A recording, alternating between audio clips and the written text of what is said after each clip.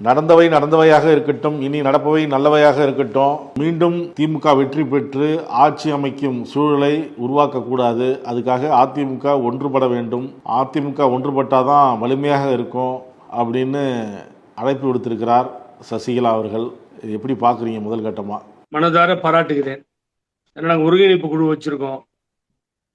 நான் ஜேசிடி பிரபாகரன், கேசி பழனிசாமி ஸ்டேட் ஆரம்பிச்சு எல்லாம் பண்ணோம். அதை வச்சு நடத்தி கூப்பிட்டோம். அன்னைக்கு அவங்க பதில் என்ன வந்ததுன்னு கேட்டா, எல்லாரையும் கூப்பிடுறேன், அன்னைக்கு பூடியதையும் கூப்பிட்டுறேன், பழனிசாமி ஓபிஎஸ் அண்ணன் எல்லாத்தையும் உட்கார வச்சு பேசுறேன், இன்னைக்கு பேசுறான்னு சொல்லியிருந்தாங்க.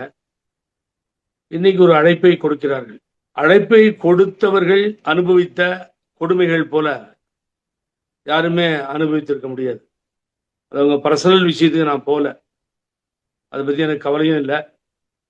அதனால அவங்க பர்சனல் ஆயிரம் இருக்கலாம், அது வேண்டாம். நமக்கு அரசியல் மாத்திரம் பேசுவோம். இப்போ ஆட்சி, அதிகாரம், கட்சி எல்லாவற்றையும் நம்பி ஒரு இடத்துல ஒப்படைத்து சிறைக்கு போனார் இல்லையா?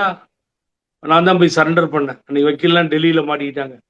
நானும் இன்னொரு அட்வொகேட் 2 பேர் நானே பேசிட்டு இருந்தேன் கோர்ட்ல. திருமதி இளவரசி அவர்கள், சின்னம்மா இங்க சசிகலா, லேட்டா சுதாகரன் வந்தார். அது வரைக்கும் பாவம் ஜட்ஜி வெயிட் பண்ணார். நான் தான் ரெக்வஸ்ட் பண்ணார், உடம்பு சரியில்லை, டாக்டர்கிட்ட காமிச்சிட்டு வராருங்கன்னு சொன்னேன். ஸோ அந்த ஆட்சி, அதிகாரம், கட்சி எல்லாமும் நம்பி பழனிசாமி கையிலே ஒப்படைக்கப்பட்டது. அவர் உறவினர் ஒரு கையிலே ஒப்படைக்கப்பட்டது.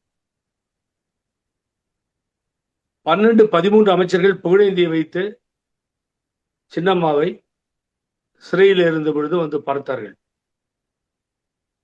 நான் அவர் முதலமைச்சரானதும் டெலிபோன்ல தொடர்பு கொண்டு பாராட்டினேன். பதவி எடுத்ததும் பாராட்டுகளை தெரிவித்தேன். அப்ப அவர் சொன்ன வார்த்தை, உடனடியா வந்து சின்னம்மாவை பார்க்கணும். அப்பெல்லாம் அவங்களுக்கு தெய்வமா தெரிஞ்ச நேரம் கண்ணுக்கு.